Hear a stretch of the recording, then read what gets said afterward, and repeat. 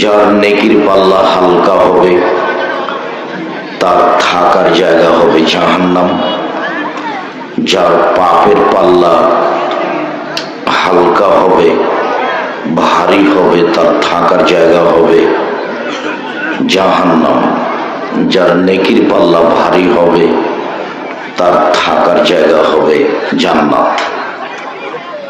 বিচার মাঠে হিন্দুদের দাড়ি পাল্লা পাপ নেকি ওজন হবে না।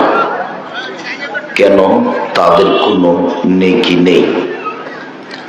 বিচার মাঠে ইহুদিদের দাড়ি পাল্লা পাপ নেকি ওজন হবে না। কেন? তাদের কোনো নেকি নেই। বিচার মাঠে খ্রিস্টানদের পাপ নেকি ওজন হবে না। কেন? তাদের কোনো নেকি নেই। যারা শিয়া কাদিয়ানি, যারা ভ্রান্ত আকীদার মানুষ, ওদেরও পাপ নেকি ওজন হবে না। কেন? ওদের নেকি কাটা গেছে, ওদের নেকি নেই। ওদের ব্যাপারে আল্লাহ তাআলা বলেছেন ফায়ুখাযু বিন-নাওয়াসি ওয়াল আকদাম। কালকে বিচারের মাঠে এদের পা এবং মাথার সম্মুখ ভাগ ধরে এদের জাহান্নামে নিক্ষেপ করা হবে। মনে রাখা ভালো হবে যে ইবাদতের জগতে সবচেয়ে ভারী নেকির ইবাদত হলো ভালো চালচলন, ভালো আচরণ। এর প্রমাণে একটা হাদিস পেশ করি, তারপর আমরা ধারাবাহিক কথা বলি, আমরা বুঝতে পারবো ইনশাআল্লাহ।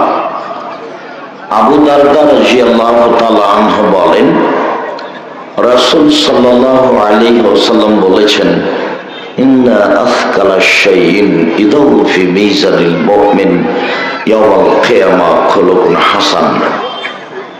বিচারের মাঠে মুমিন পুরুষ নারীর নেকির পাল্লায় সবচেয়ে যেটা ভারী নেকি রাখা হবে সেটা হলো ভালো আচরণের নেকি, সদাচরণের নেকি, ভালো চাল চলনের নেকি। আমরা ভালো চাল চলন বুঝি, দেখেন বুঝি কিনা। লোকে বলে ছেলেটার স্বভাব খুব ভালো, লোকে বলে ছেলেটা ভদ্র নম্র, লোকে বলে ছেলেটার স্বভাব ভালো। এই যে মানুষ বুঝে, মানুষের ভালো চাল চলন মানুষ বুঝে। মানুষে বলে লোকটা খুব খারাপ, মানুষে বলে লোকটার মুখ খুব খারাপ, লোকে বলে লোকটাকে আমি ঘৃণা করি, ওর মুখ এত খারাপ। এই যে মানুষ খারাপ চাল চলন বুঝে। আমি আপনাকে আর একটু বাস্তব দেখাই।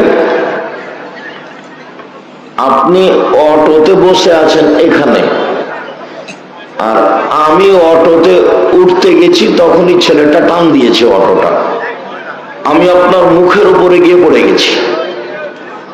তো আপনি বললেন বসেন বসেন, কোনো সমস্যা নেই, বসেন বসেন, কোনো সমস্যা নেই। আর না হয় আপনি বললেন কপালে চোখ নাই, দেখতে পান না, হিসাব করে উঠতে পারেন না গাড়িতে, কপালে চোখ নাই। এই দেখেন তো আগেরটা কেমন আর পরেরটা কেমন, দুটাই কি একই রকম? দুটাই একই রকম নয়। তো আবারও বলি, প্রথমেই যে কয়েকদিন বেঁচে আছেন আল্লাহ রেখেছেন, সে কয়েকদিন মানুষের সাথে খারাপ আচরণ করে, মানুষের বদনাম করে, মানুষের গীবাত করে, মানুষের বিরুদ্ধে কিছু বলে বেঁচে থাকার চেষ্টা করিয়েন না। যদিও যারা ফেসবুক চালায়, যারা জানে, তারা বলে একজন মাওলানা আর একজন মাওলানাকে ধুয়ে ছেড়ে দিচ্ছে। আমি তো কোনোদিন ধুয়ে ছাড়িনি, এরকম তো আমার মনে পড়ে না, এটা আমার প্রয়োজন হয় না। আপনি আমাকে কিছু বললে আমাকে পাল্টা বলতে হবে এরকম প্রয়োজন আমার 90 সাল থেকে নিয়ে এখন পর্যন্ত হয়নি।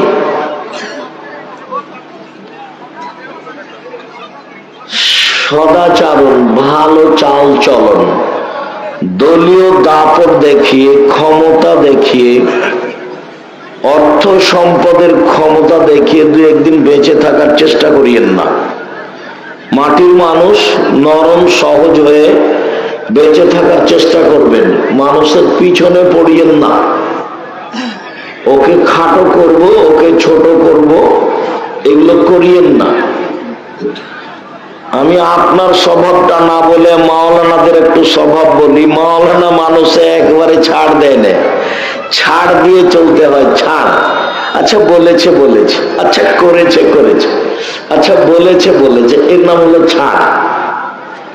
আপনি যখন আমাকে মোবাইলে খুব গালি দেন, দিতে দিতে যখন আপনি বন্ধ করে দেন, তখন আমি মনে করি মনে হয় আপনার মোবাইলের টাকা শেষ হয়ে গেছে। তখন আমি আবার পাল্টা রিংলে বলি, ভাইজান আর কি কিছু গালি ছিল, সেটা থাকলে দিয়ে দেন, মনটা ভরে গালি দিয়ে দেন।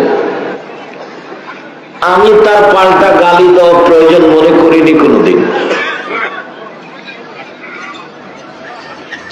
সম্মানিত দিনী ভাই বোন, ক্ষমতা দেখিয়ে, দাপট দেখিয়ে মানুষকে অপমান করে বেঁচে থাকিয়েন না। ফেরাউন ডুবে গেছে 1500 বছর পরে হলেও, আর আপনাদের নেত্রীর বয়স ছিল মাত্র 45 মিনিট। জুলুম করে ক্ষমতা দেখিয়ে বেঁচে থাকার চেষ্টা করিয়েন না। একদিন ক্ষমতা খর্ব হবেই, আজ হোক আর কাল হোক। যদি আরো ক্ষমতা দেখতে চান তাহলে দেখেন না খুলনার অঘোষিত সম্রাট এরশাদ শিকদার।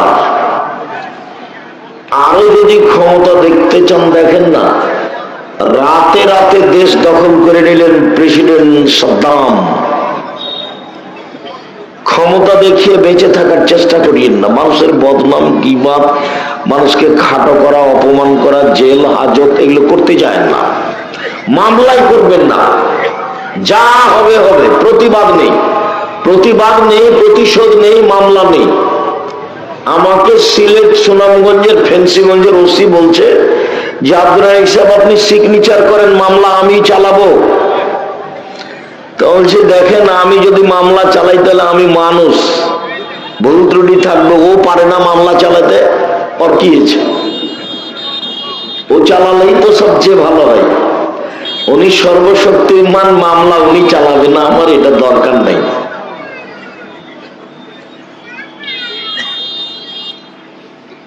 সম্মানিত দিনী ভাই বোন, খুব সাবধান। যে কয়েকদিন বেঁচে আছেন নরম হয়ে স্বাভাবিক হয়ে বেঁচে থাকার চেষ্টা করবেন।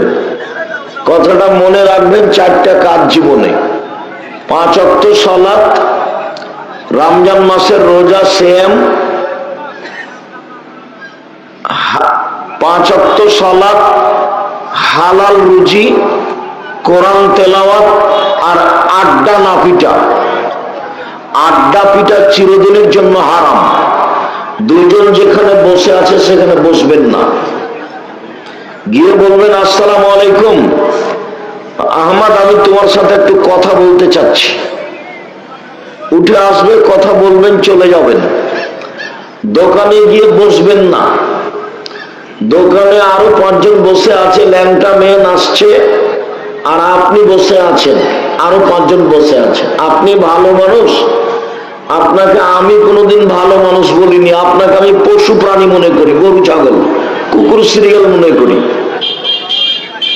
একটা ল্যাংটা মেয়ে নাচে দোকানের, আপনি বসে আড্ডা পিটেন, তখন আপনি মানুষ?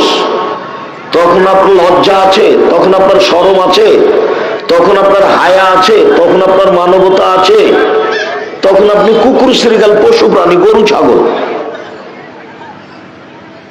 বুঝে না ওরা, অন্তর আছে বুঝে না, দেখেও দেখে না ওরা, চক্ষু আছে দেখে না, শুনেও শুনে না ওরা, কান আছে শোনে না।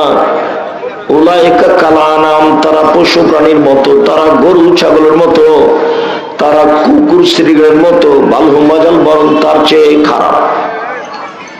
আল্লাহ বলছেন আপনি কুকুর শ্রীগেলের চেয়ে খারাপ, আমি বলি না, আল্লাহ বলছেন।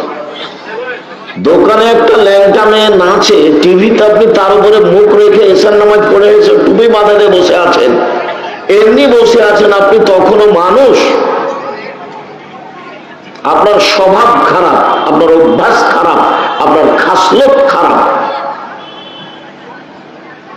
আপনার চাল চলন ইতর শ্রেণীর চাল চলন, নোংরা চাল চলন, কেন আপনি বসে থাকবেন ওখানে? একরাহুল কালাম আবাদ আলী সাহেব, একরাহুল নাম আকরাম আলী সাহেব। বুখারী মুসলিমের হাদিস, আল্লাহর নবী এশার সালাতের পূর্বে ঘুমানো ঘৃণা করতেন, এশার সালাতের পরে কথা বলা ঘৃণা করতেন। আপনার বাড়িতে কারফিউ জারি থাকবে, কারফিউ প্রেসিডেন্ট আইয়ুবের, মানে রাত 10টার পরে এখানে কেউ জেগে থাকবে না, সবাই ঘুমিয়ে যাবে রাত 10টায়। পড়াশোনা ভিন্ন কথা, জরুরি ভিত্তিতে রাত 10টায় ঘুমাবে, ঘুমাতেই হবে। চাঁপানেরগঞ্জের ভাষাতে আপনি তো ঘুমাবেন, আপনার বাপকে ঘুমাতে হবে। এদিকে 2 ঘন্টা, ওদিকে 3 ঘন্টা, 5 ঘন্টা ঘুমাচ্ছেন, 3টায় ঘুম ভেঙে যাবে। এখন আল্লাহকে কিছু বলেন, 2 রাকাত সালাত আদায় করেন, জমি জায়গার প্রয়োজন থাকলে চেয়ে নেন, বাড়ি ঘরের প্রয়োজন থাকলে চেয়ে নেন, একটা ভালো ছেলের প্রয়োজন থাকলে চান, দেশ বিদেশের ছেলে মেয়েরা আছে কিছু চান, না হলে যে মাদ্রাসার দায়িত্ব পালন করছেন সে মাদ্রাসার কথাটাই বলেন যে আল্লাহ তুমি এটা কবুল করো, কিছু বলেন। পশু প্রাণীর মতো, গরু ছাগলের মতো রাত 2টা 3টায় ঘুমান বেটি ছেলেকে দেখে দেখে, টিভিতে, মোবাইল, এগুলো কোন স্বভাব? এগুলো কোন স্বভাব? এর খাসলত খারাপ, এর অভ্যাস খারাপ, এর শিষ্টাচার খারাপ, এর বৈশিষ্ট্য খারাপ, এর স্বভাব খারাপ। এর কোনো ভালো আচরণ থাকবে? ভালো চালচরণ কাকে বলে? ইবাদতের জগতে সবচেয়ে ভারী নেকির ইবাদত হলো সদাচরণ। আমি এর কথা বলিনি, এর কথা মুহাম্মদ সাল্লাল্লাহু আলাইহি ওয়াসাল্লাম বলেছেন। আরেকটা ইবাদত আছে তাসবিহ, তবে সবচেয়ে ভারী নেকি নয়, ভারী, শুধু ভারী, দাড়ি পাল্লাতে ভারী, সবচেয়ে ভারী নয়, বললে বুঝতে পারবেন। আবু হুরায়রা রাদিয়াল্লাহু তাআলা আনহু বলেন, রাসূল সাল্লাল্লাহু আলাইহি ওয়াসাল্লাম বলেছেন, কালেমাতানে, 2টি বাক্য, খাফিফাতানে আলাল লিসানে, উচ্চারণে হালকা, একেবারে সহজেই হালকা, অজুও লাগে না, টাকাও লাগে না। এক ধরনের ইবাদত করতে টাকা লাগে, বলেন তো সেটা কি? হজ। এক ধরনের ইবাদত করতে অজু লাগে, কি সেটা? সালাত। তো আমি যেই ইবাদতটার কথা বলতে চাচ্ছি সেটাতে টাকাও লাগে না, অজুও লাগে না, আর বেশি সময়ও লাগে না, আর বলতে ভারীও লাগে না। সেইটা আবার হাবিবাতানে ইলা রহমানে, রহমানের কাছে খুব প্রিয়, খুব পছন্দ করে। সাকিলাতানে ফিল মিজানে, দাঁড়ি পাল্লাই ভারী। এ দেখেন, দাঁড়ি পাল্লাই ভারী, তবে সবচেয়ে ভারী নয়। সেটা কি? সুবহানাল্লাহি ওয়া বিহামদিহি সুবহানাল্লাহিল আযীম, সুবহানাল্লাহি ওয়া বিহামদিহি সুবহানাল্লাহিল আযীম। বলেন, কোনো বার নাই, 200, 500, 50 নাই, যে যা পারে লুটে নেন, নাকি লুটে বস্তা ভর্তি করে নেন, শ্বাস বন্ধ হলে শেষ। আর আরেকটা ছোট্ট ইবাদতের কথা বলি, ব্যাগ বুকটা ভর্তি করে নেন, সেটা হলো সূরা ইখলাস 3 বার পড়লে 1 বার কোরআন মাজিদ পড়ার সমান নেকি হয়। 1 বার মানে 10 পারা, 1 বার মানে 10 পারা, 1 বার মানে 10 পারা, 3 বার মানে 30 পারা। যে যা পারে 1 মিনিটে 30 পারা। তো আল্লাহ রাসূল বলেছেন, কথা সত্য। আপনি মুখ বন্ধ করে থাকলে, দিন রাত দোকানে বসে বেটি ছেলেকে দেখলে কে ঠেকাবে বলেন?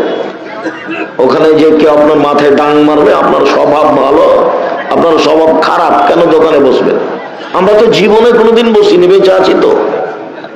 আমার জীবনে কোনোদিন আমি চায়ের স্টলে বসিনি। আমার মা বলতেন, 1 দোকানে বসিও না, 2 প্রাইভেট পড়ায় না, 3 কারোর সাথে বন্ধুতালি করো না, 4 দাওয়াত খায়ও না।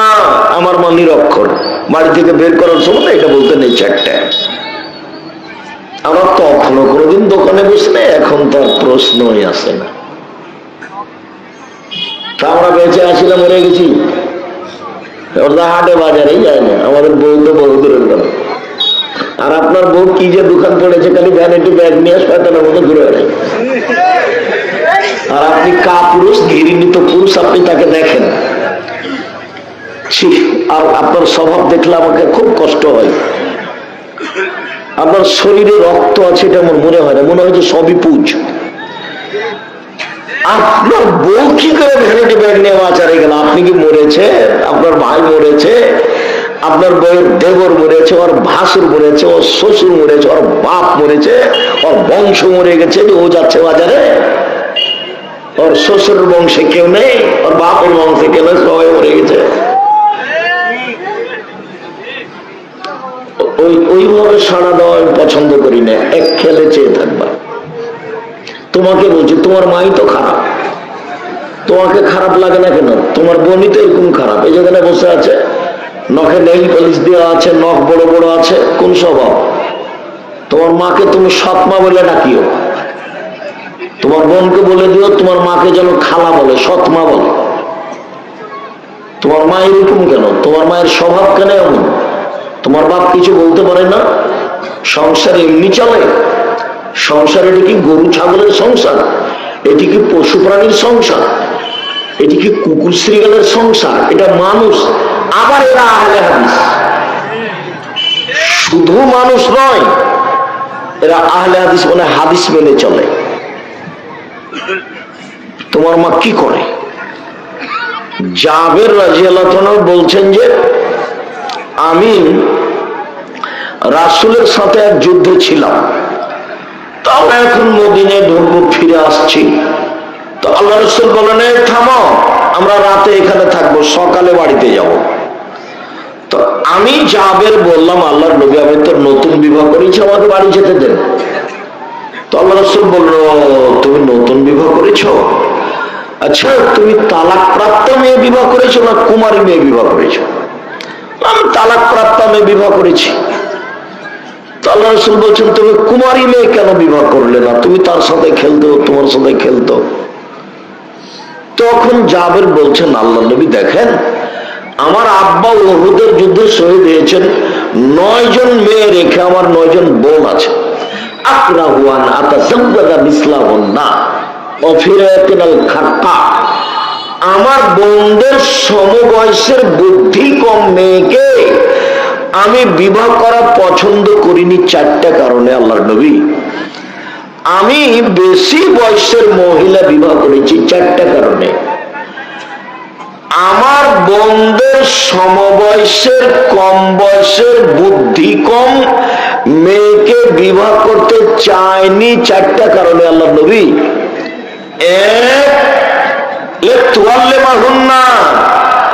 আমি বেশি বয়সের মহিলা বিবাহ করেছি যাতে করে আমার স্ত্রী আমার বোনদেরকে বিদ্যা শিখাতে পারে। 2, আমার স্ত্রী যেন আমার বোনদেরকে শিষ্টাচার শিখাতে পারে। 3, আমার স্ত্রী যেন আমার বোনদের মাথার চুল চিরুনি করে সাজগোজ করে পরিপাটি করে রাখতে পারে। 4, তাকুমা আলাইহিন্না, আমার স্ত্রী যেন আমার বোনদেরকে পাহারা দিতে পারে। বলো তোমার মা কি পাহারা দেয়?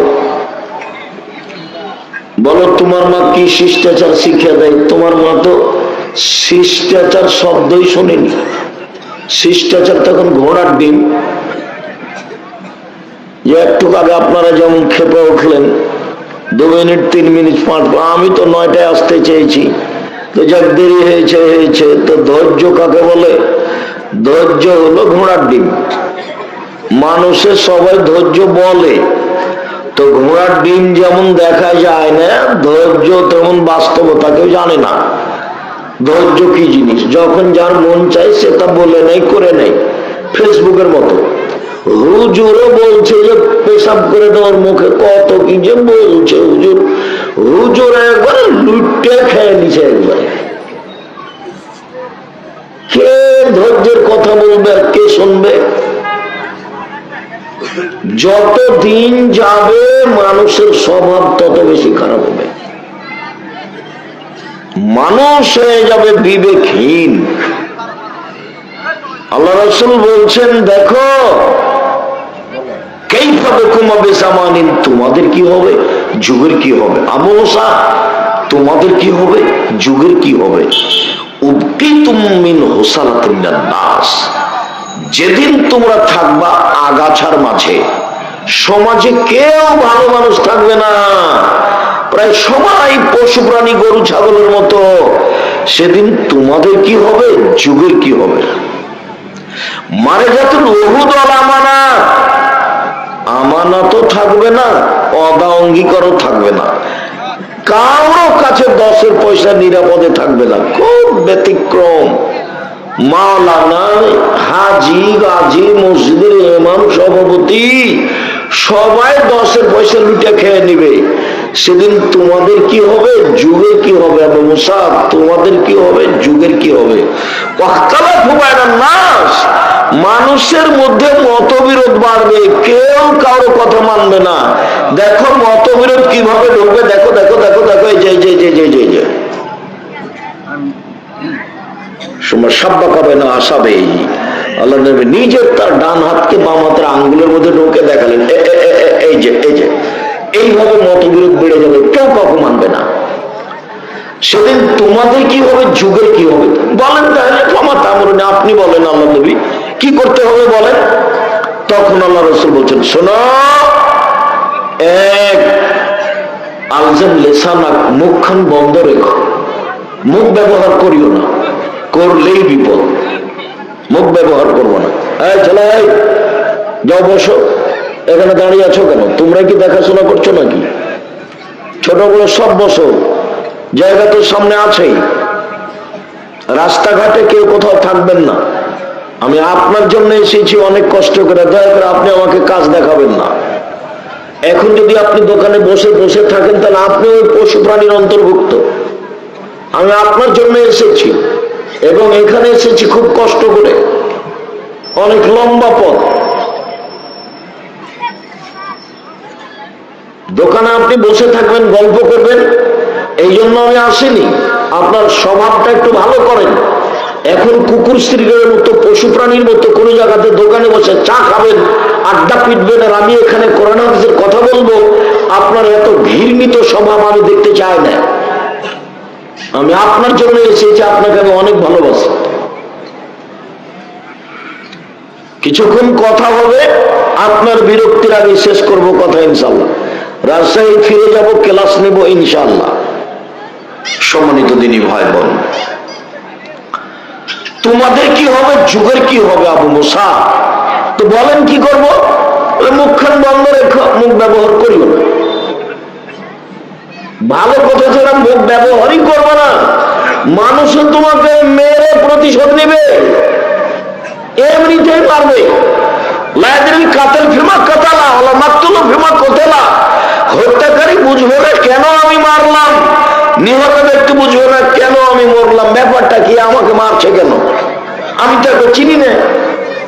যে টাকা দিয়েছে সে জানে কেন মারছে, তো যে টাকা নিয়েছে সে তো জানে না।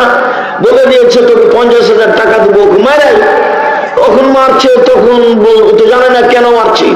এখন যাকে মারা হচ্ছে সে বলছে ব্যাপারটা কি, আমাকে মারছে কেন, একই। আল্লাহ নবীও বলছেন, হত্যাকারী বুঝবে না কেন আমি মারছি, নিহত ব্যক্তি বুঝবে না কেন আমি মরলাম।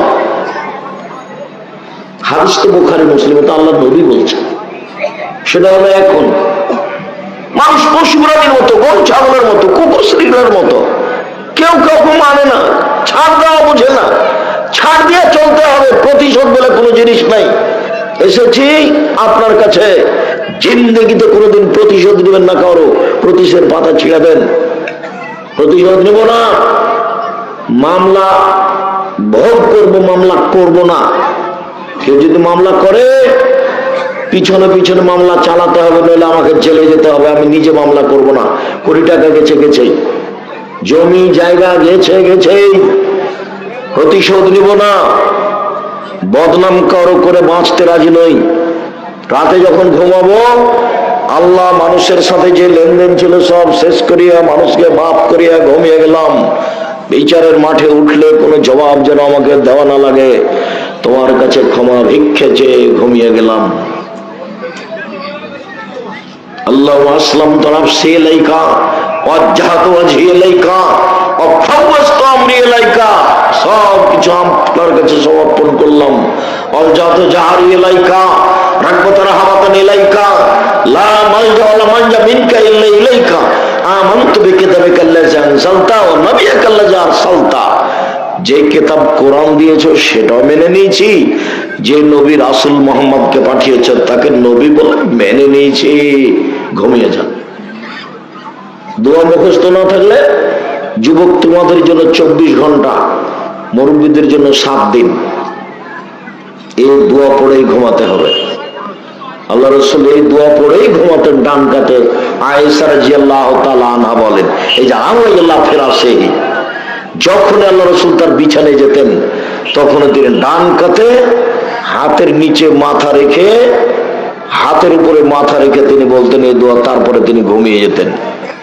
অন্য এক বর্ণনা এসে উজু করে এসে পশু প্রাণীর মতো জীবন কাটায় না। যে কয়েকদিন বেঁচে আছেন একটু ভালো হয়ে থাকার চেষ্টা করেন, কারো পিছে পড়িয়েন না, হালাল রুজি উপার্জন করেন। আমার পরামর্শ নেন, সমস্যা নেই।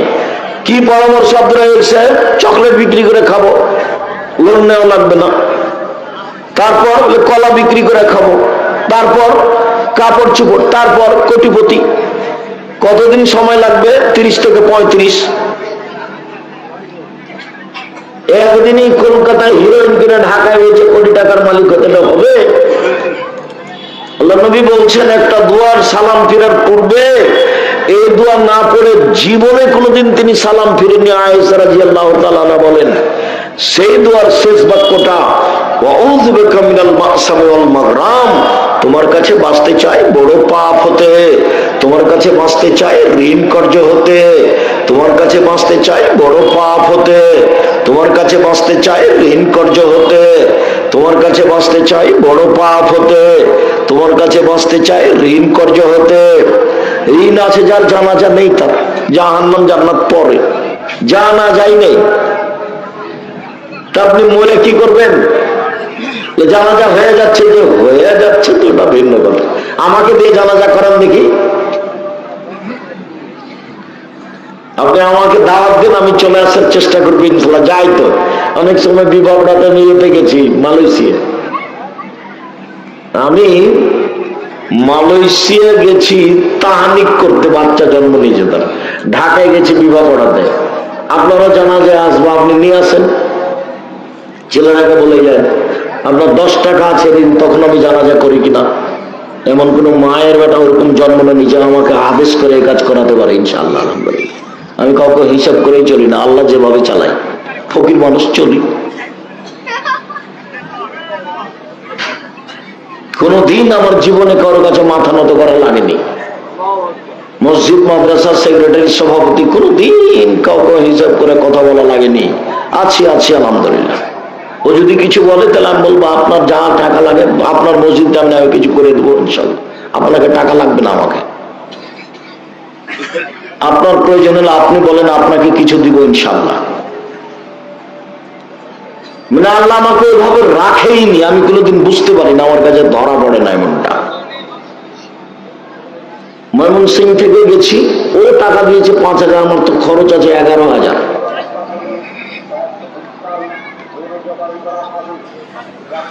সম্মানিত দিনী ভাই বোন, আমি আপনাকে আজকে আন্তরিকভাবে অনুরোধ জানাতে চেয়েছি, স্বভাব ভালো করতে হবে যে কোনো মূল্যে, যে কোনো মূল্যে। মুখখান ভালো রাখবেন, মুখ বড় বিপদ, আপনাকে টেনে একবারে ছেঁচড়ে জাহান্নামে নিয়ে যাবে। তাহলে রাসূল বলেন মুখখান বন্ধ রাখো। 2, জরুরি প্রয়োজন ছাড়া বাড়ি ত্যাগ করবেন না, বাইরে যাবেন না। 3, পাপের জন্য কাঁদবেন, পাপের জন্য। আল্লাহর নবী বলছেন কেউ যদি কাঁদে আল্লাহর ভয়ে, তো গাভীর ওলান বাট থেকে বাম থেকে চাপ দিয়ে দুধ বের করে ভিতরে ঢোকানো যায় না যেমন, আল্লাহর ভয়ে কাঁদে যে সে জাহান্নামে যাবে না তেমন। আমি না বুঝাতে পারলে আবার বলি, গাভীর বান মাঠ বুঝেন না আপনারা?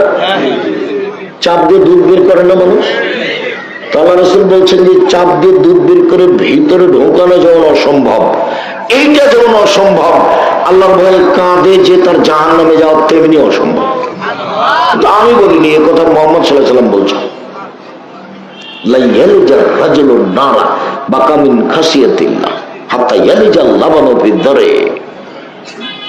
যে আল্লাহর ভয়ে কাঁদে তার জাহান্নামে যাওয়া ওইরকমই অসম্ভব, গাভীর বান থেকে দুধ বের করে ঢোকানো যেমন অসম্ভব। স্বাভাবিক হয়ে বাঁচেন। 1 5 ওয়াক্ত সালাত, 2 হালাল রুজি, 3 কোরআন তেলাওয়াত, 4 আড্ডা পিটা হারাম। জিন্দেগিতে কোনোদিন আর দোকানের সামনে বসবেন না।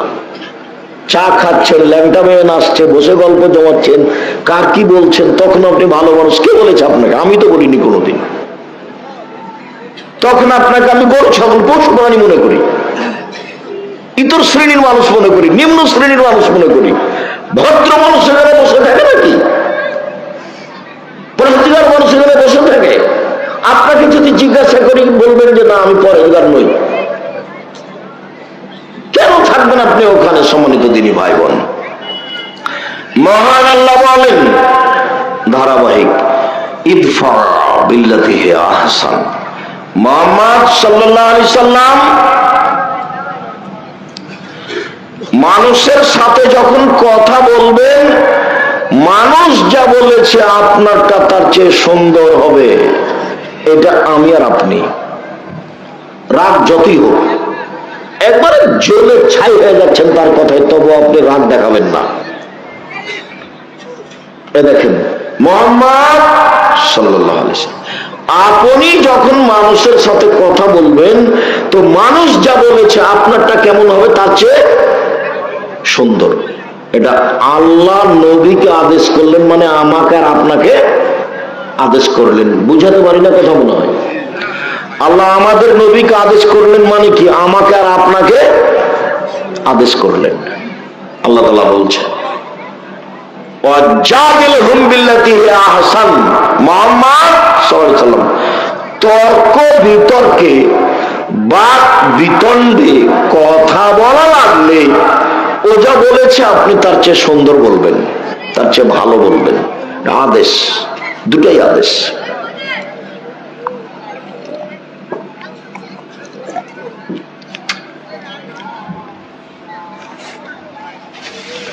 তিন, মুহাম্মদ সাল্লাল্লাহু আলাইহি ওয়াসাল্লাম শুনুন, আল্লাহর পক্ষ থেকে বলে দেয় যে আপনার স্বভাবটা নরম, আপনার স্বভাব কর্কশলে লানফাদ্দু মিন হাওলেক, আপনার পাশ থেকে মানুষ সরে যেত, কে আপনার পাশে আসতো না। শুনুন, ফাফু আনহুম, মানুষকে মাফ করুন, মানুষকে মাফ করুন। পৃথিবীর মানুষ মাফ করতে শিখো। মাফ, ছাড়, ছাড় দাও। আচ্ছা করেছে করেছে, আচ্ছা বলেছে বলেছে, আচ্ছা মাফ করে দিলাম, মাফ করে দিলাম। যখন যে জেলাতে যায়, খালি গাড়ি থেকে নামলে কেউ এসে বলবে অনেক কথা আপনাকে বলেছি, মাফ করে দেন। ঠিক আছে দিলাম। অনেক গালি দিয়েছি, মাফ করে দেন। কোন সময় 2 জন 3 জন বলে, দেখি কোন সময় গাড়ি থেকে নামার আগে প্রস্তুত হয়ে আছে খালি এই কথাটা বলার জন্য। কতদিন যে মন ভরে গালি দিয়েছে, নামার সাথে সাথে বলে যে অনেক কথা বলেছি, মাফ করে দেন। ঠিক আছে দিলাম। কেন গালি দিলেন, দিবেন কেন এটা বলতে চায় না, ওই পাতাই পড়ি না, বলেছে বাস যথেষ্ট। মুহাম্মদ সাল্লাল্লাহু আলাইহি ওয়াসাল্লাম মানুষকে মাফ করতে শিখুন, মাফ করুন, মাফ করতে শিখুন। এই ভাষা তার জন্য চলবে না। মানুষকে মাফ করুন, ওয়াস্তাগফির লাহুম, শুধু মাফ নয়, আপনাকে গালি দিয়ে যে পাপ করেছে আপনি এখন আল্লাহকে বলেন আল্লাহ তুমি ওকে ক্ষমা করে দাও। দল সংগঠন করিয়েন না একদিনের জন্য, একদিনের জন্য কোন সংগঠন করিয়েন না, নাহলে আপনার সাথে যে আছে সে ভালো, আপনার সাথে যে নাই সে খারাপ। কোন দল করবেন না, অমুকের চরিত্র ফুলের মতো পবিত্র, আল্লাহ নবী বলছেন যে প্রশংসা করে যদি কেউ কারো, তাহলে ওর মেরুদণ্ড ভেঙে দিয়েছে, যার প্রশংসা করা হয়েছে। আর কেউ যদি প্রশংসা করে, আল্লাহ রসুল বলছেন ওর মুখের উপরে মারো, মাটি ছুঁড়ে, মাটি দিয়ে মারতে বলছে তার মুখখানে। হাদিস বুখারী মুসলিম। যে প্রশংসা করছে ওর মুখের উপরে মাটি দিয়ে মারতে বলছে আল্লাহ নবী। কেউ কেউ যখন খুব বেশি করে বলে আমাকে আব্দুর রাজ্জাক বিন ইউসুফ অমুক তমুক কিসের বলছে, সভাপতি পরিচালক কত যে বলছে, তখন আমি বলি আমার নাম আব্দুর রাজ্জাক, আমার বাপের নাম ইউসুফ, বাপ বেটা মিলে আব্দুর রাজ্জাক বিন ইউসুফ। এর যে বেশি আমাকে কাউকে আমি বলিনি। আমি পড়াশোনা জানি কি না, আমি কোনো কিছু পাস করেছি কি না, আমি কোনোদিন মুখ দিয়ে উচ্চারণ করে নিয়ে দীর্ঘ 35 বছরে, 90 সাথে এখন 35 বছর চলছে, 90 থেকে আছে, আলহামদুলিল্লাহ ভালো আছে। এই ছেলেরা, আমার কানে কথা আছে, তুমি বুঝতে পারো না, তোমরা কেউ মোবাইল ব্যবহার করবে না। দয়া করে আপনারা আমাকে কষ্ট দেওয়ার চেষ্টা করিয়েন না। আপনার মোবাইল কথা বলা আমি এখন চাই না। এখন মা মারা গেলে মাটি এখন হবে না, বক্তব্যের পরে হবে, এখন নয়। এমনি গল্প তো বহু দূরের কথা। আমি আপনার জন্য এসেছি। একটা বাক্যের দাম কোটি কোটি টাকা, ওটা আল্লাহ রসুলের মুখের ভাষা। জাতি যদি রাস্তাঘাট করে দিতে না পারি, জাতির যদি স্কুল কলেজ করে দিতে না পারি, জাতিকে চূড়ান্ত সঠিক ধর্ম দিতে পারবো ইনশাআল্লাহ। ধর্মের ব্যাপারে জাতিকে ফাঁকি দিয়ে আমি পরকাল হারাতে রাজি নই, এমন কাজ আমি করতে চাই না। সম্মানিত দিনী ভাই বোন, সবচেয়ে ভারী নেকির ইবাদত হলো সদাচরণ।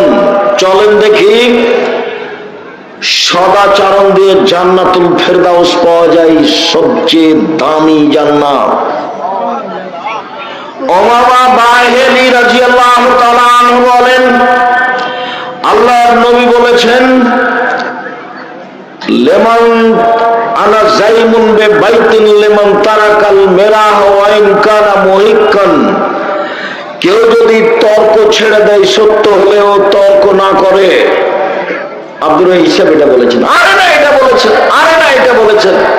আসসালামু আলাইকুম, আপনার সাথে আমি তর্ক করতে রাজি নই, গেলাম।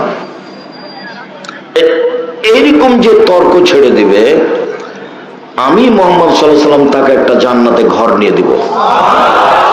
মুহাম্মদ সাল্লাল্লাহু আলাইহি ওয়াসাল্লাম এই জিম্মেদারি নিয়েছেন, তা ঘোষণা দিয়েছেন। 2, বিবাইতিন ফি রাবাজিল জান্নাহ লিমান তারাকাল মিরাহ ওয়া ইন কানা মাযে। মজাক করে হলেও কে যদি মিথ্যা না বলে, মজাক করে হলেও কে যদি মিথ্যা না বলে, আমি মুহাম্মদ সাল্লাল্লাহু আলাইহি ওয়াসাল্লাম তাকে জান্নাতের মাঝামাঝিতে একটা ঘর নিয়ে দেব। 3, ওয়া আলাল জান্নাহ লিমান হাসানা খুলুকাহু। যে তার চাল চলনকে ভালো করলো, আমি তাকে জান্নাতুল ফেরদাউস নিয়ে দেব। চাল চলন কি জিনিস? কেন চাল চলন তো বুঝি, ওই যে ওকে স্বভাব ভালো, ছেলেটা খুব ভালো, ব্যবহার খুব ভালো, ছেলেটা খুব লুতুবে নরম কথা বলে, ছেলেটা খুব ভালো, এই যে ভালো চাল চলন। ওর কথা বলছি দুমুখটা, দুনিয়ার বদ, আর মুখ কত খারাপ, ওকে দেখতে মন চায় না, বলে না মানুষে। এই যে মানুষ ভালো মন্দ বুঝে, এটাই হলো ভালো চাল চলন। ভালো কথা ভালো কর্ম, ভালো কথা ভালো কর্ম, প্রতিশোধ নেই, প্রতিবাদ নেই, প্রতিশোধ নেই, বদনাম গীবত নেই, বাস ওটা গেছে। আজকে সকাল হতে হতে বড় ভাইয়ের হাত ধরে আপনাকে ক্ষমা নিতে হবে। আজকে গন্ডগোল কিন্তু বড় ভাইয়ের কারণেই হয়েছে। আপনি ছোট, ক্ষমা আপনাকে নিতে হবে, এবং আজকে নিতে হবে। এখন বক্তব্য শেষে ক্ষমা নিয়ে ঘুমাবেন। ভাই ভাই যা হয়েছে ভাইজান মাফ করে দেন আমাকে। ঘটনা কিন্তু বড় ভাইয়ের কারণেই হয়েছে।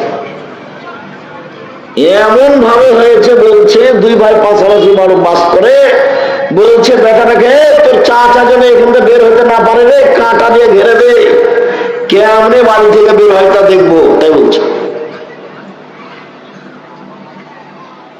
আর আমাদের গ্রামে বাপ মরার পরে গন্ডগোল হয়েছে, 2 ভাইয়ে জমি জায়গা ভাগ করতে করতে ঢেঁকিটা কেটে ভাগ করে নিয়েছে। এটা আমার চোখের সামনেকার ঘটনা বলছি। আর দল পার্টি করা লোককে আমি দেখেছি যে বিরোধী দল পরাজয় বরণ করলে, হেরে গেলে কি একটা কারণে ছেলেরা পরীক্ষা ফেল করেছিল বিপক্ষ পার্টির, তখন এ গরু জবাই করেছে খুশিতে, গরু জবাই করে খা। এটা আমার চোখের সামনে।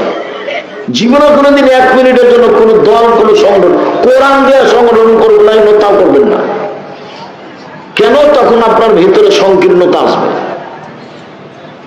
সংকীর্ণতাই আহলে হাদিস মানুষকে অনেক খাটো করে রেখেছে। আপনি আমাকে ইকবালপুর মসজিদে খুতবা দেখাতে পারেন না কেন? সামনের জমা দিয়ে দেখি। আর আপনি আছেন জামিয়া সালাফিয়া, খোলা আছে মাঠ, আপনি খালি বলবেন মেথর দিয়ে বলবেন আব্দুল রহিম সাহেব আছেন বংশাল মসজিদে খুতবা দেন, মেথর দিয়ে বলবেন, সম্মান লাগবে না। আমার সম্মান তো উপরে আছে। বলেন দেখি, এক মাওলানাকে বলছে আসেন জামিয়া সালাফিয়া সম্মেলনে, হাসছে, আসেন, হাসছে, তাহলে বলছে আপনার বাপও পারবে না। আমি এই ভাষায় বলছি আপনার বাপও পারবে না, আমাকে ডাকেন, কালকে চলে আসবো আমি। এ কথার অর্থ নাই যে আমি আপনারা দেখবেন পড়ে আছি, এ পড়ে নাই। জামিয়া সালাফিয়া খুতবা দেন, যাতায়াত 3000 টাকা সম্মানে, আর 10,000 টাকা পাতো, 13,000 টাকা দিলে প্রতি জুমায়। এটা জামিয়া সালাফিয়া। শুধু দেশের এশিয়া মহাদেশে বড় মসজিদ তৈরি হচ্ছে রূপগঞ্জ নারায়ণগঞ্জে 100 বিঘা জমির উপরে।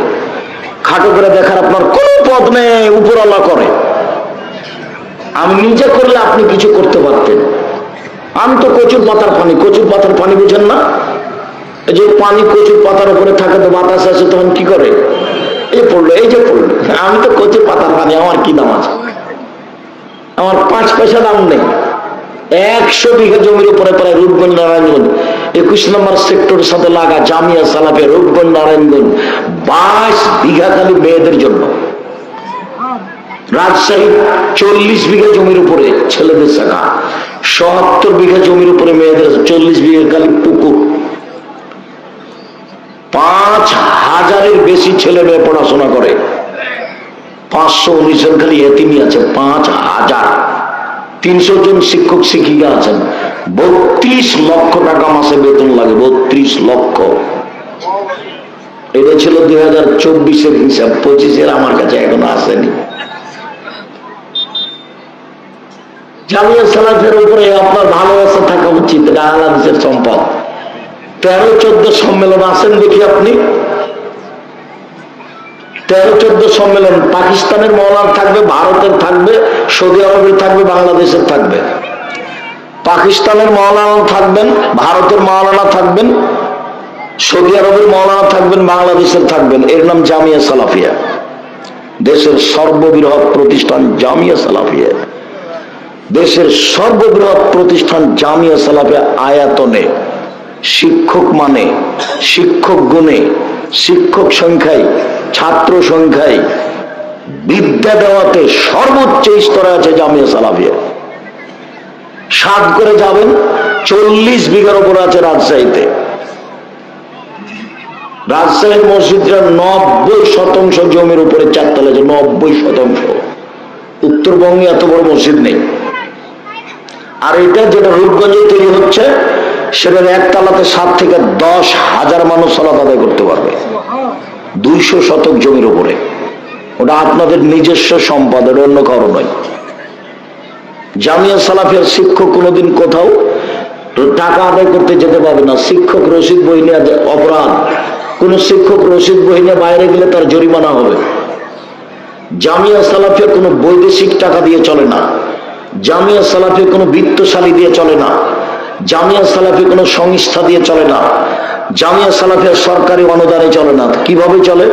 আপনার 10 টাকা, আমার 20 টাকা, আমার 10 টাকা, আপনার 20 টাকা, এইভাবে চলে। যারা যেমন পারে তারা তেমন দান করে, এভাবেই চলে। প্রত্যেক দিন বিকালে 40,000 থেকে লাখের মতো বিল আছে, মিস্ত্রি বিল। 3 মিস্ত্রি, রড মিস্ত্রি, কাঠের মিস্ত্রি। মানুষ তো মানুষের তৈরি করা জিনিসের উপরে চড়ে আছে। আমি এমন একটা জায়গাতে আছি, আল্লাহ আমাকে বলছেন তুমি নিজে জমি কিনো, ঘর বাড়ি করো, মাদ্রাসা চালাও, কারোটা ভোগ করতে পাবা না তুমি। তা আমি কি করবো? ঠিক আছে, তাই হলো। কথা বুঝা গেল না? এটা মনে হয় এটা ভালো করে বুঝা গেল না। আবার বলি, তার মানে আমি যে মাদ্রাসা চালাই, তা আমি কারোর তৈরি করা মাদ্রাসা চালাইনি। আমি নিজে জমি কিনে ঘর বাড়ি করে শিক্ষক নিয়োগ দিয়ে নিজে দেখছে, দেখাশোনা করছে। এবার কি বুঝেছেন? আমি কারোর তৈরি করা জিনিস ভোগ করিনি। সম্মানিত দিনী ভাই বোন, আপনার ভালোবাসা ঐকান্তিক ভাবে ভালোবাসা আমি দাবি করি। দেশের সবচেয়ে বড় প্রতিষ্ঠান জামিয়া সালাফিয়া, শিরক মুক্ত প্রতিষ্ঠান জামিয়া সালাফিয়া, বিদআত মুক্ত প্রতিষ্ঠান জামিয়া সালাফিয়া, হিংসা মুক্ত প্রতিষ্ঠান জামিয়া সালাফিয়া, দল মুক্ত প্রতিষ্ঠান জামিয়া সালাফিয়া, সংগঠন মুক্ত প্রতিষ্ঠান জামিয়া সালাফিয়া। 60 জন 70 জন শিক্ষক বসে আছেন, দল সংগঠনের কথা মুখ দিয়ে উচ্চারণ করতে পারবেন না। কেউ কারোর বিরুদ্ধে কথা বলতে পারবে না, বিরুদ্ধে কথা বলাই নিষেধ। বাস অফিসে বসবে, প্রয়োজনীয় কোনো কথা বলবে, ঘন্টা পড়েছে ক্লাসে যাবে। এই 25 থেকে 30 তারিখের মধ্যে বেতন পাবে, 1 তারিখের মধ্যে বেতন নিয়ে যাবে, আল পরিবেন না খাবে। কিভাবে প্রতিষ্ঠান চলছে তার ভাববার প্রয়োজন নেই, ওটা আল্লাহ দেখবে। সম্মানিত দিনী ভাই বোন, সত্য হলেও তর্ক ছেড়ে দিলে আল্লাহর নবী তাকে জান্নাতে একটা ঘর নিয়ে দিবেন।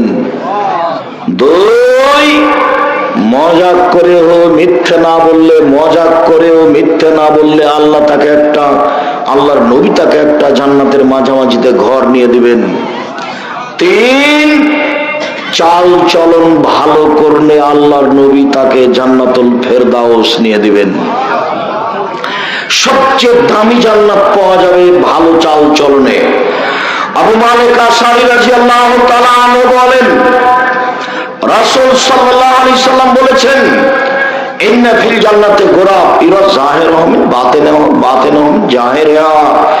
জান্নাতে কতগুলি দামি দামি ঘর আছে, খুব উন্নত মানের পদার্থ দিয়ে তৈরি।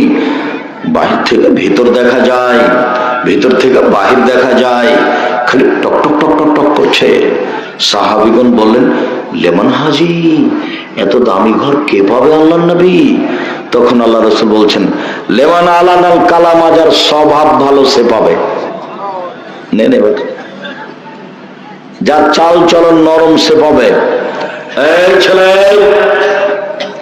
বসো, আমাকে কোনো কাজ দেখাবেন না, অল্প সময়, দয়া করে আমাকে কোনো ব্যস্ততা দেখাবেন না।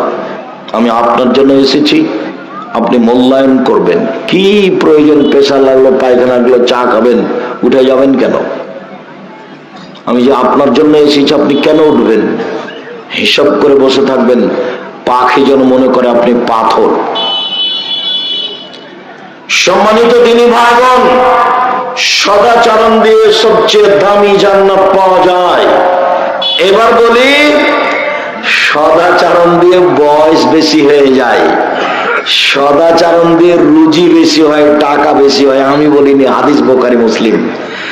সাওবান রাদিয়াল্লাহু তাআলা আনহু বলেন, আল্লাহর নবী বলেছেন, মান সাররাহু আইয়ুবসাতা লাহু ফি রিজকিহি ওয়া ইনসাউলি ফি আসরিহি। যে চায় তার রুজি বেশি হয়ে যাক, যে চায় তার বয়স বেশি হয়ে যাক, এই দুটা যে চায়, ফালিয়াসিল রাহমাহু, সে যেন সদাচরণ করে। বয়স বেশি হবে, কেটে নতুন ভাবে লিখে দিবেন আল্লাহ। রুজিও বেশি হবে, কেটে নতুন ভাবে লিখে দিবেন আল্লাহ। মনে রাখবেন, ভাগ্য কেটে লিখে দেওয়ার 2টা পথ আছে। করোনা ঠেকা যায়, ঠেকারও যায় দোয়া দিয়ে, মাস্ক দিয়ে নয়। পৃথিবী সৃষ্টির 50,000 বছর পূর্বে আপনার ভাগ্যে করোনা লিখা হয়েছে। আপনি যদি পাথরের ভিতরে ঢোকে থাকেন তবুও করোনা ধরবেই। যার কারণে আমি করোনার 5 পয়সা দাম দিইনি। সারা দেশের কোন হুজুর সাথে ছিল তা আমি দেখতেও যাইনি, বরং উল্টা হুজুরের দাপট দেখেছি খুব। আমি বলেছি, করোনার 5 পয়সা দাম দিতে আমি রাজি নই। যার করোনা হয়েছে তার সাথে 1 প্লেটে খেতে প্রস্তুত। কেউ যদি করোনায় মারা যায়, তার গোসল, কাফন, দাফন, জানাজা আমি নিজে হাতে দিব। ওতে যদি আমাকে করোনাতে ধরে, আমি বলবো না যে এর কারণে ধরেছে, আমি বলবো পৃথিবী সৃষ্টির 50,000 বছর পূর্বে লিখা ছিল আমার নামে, সেই জন্য হয়েছে। আমি ওর উপরে এটা চাপাবো না। আল্লাহ নবী বলছেন 50,000 বছর পূর্বের লিখিত ভাগ্য কেটে দেওয়ার দুইটা পথ।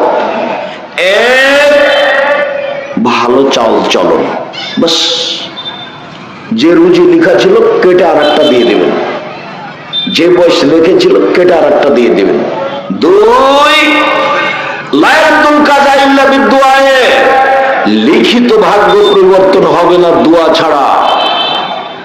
লিখিত ভাগ্য পরিবর্তন হবে না দোয়া ছাড়া।